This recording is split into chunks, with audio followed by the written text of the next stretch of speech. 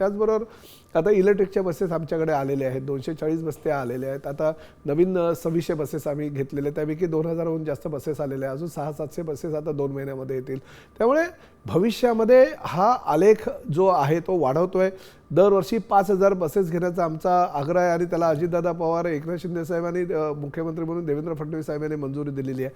म्हणजे माझ्या स्वप्नातलं एस टी महामंडळ मी आता त्या ठिकाणी लक्ष घालतोय. जागोजागी मी स्वतः व्हिजिट करतोय, प्रत्येक डेपोला गेलो, कर्नाटकला जाऊन त्यांचा अभ्यास केला, गुजरातला जाऊन त्यांचे बसपोर्ट बघितले आणि त्यांची चालवण्याची कार्यपद्धती बघितली आणि ती इम्प्लिमेंट आपल्या राज्यामध्ये आणता येते का ते बघितलं.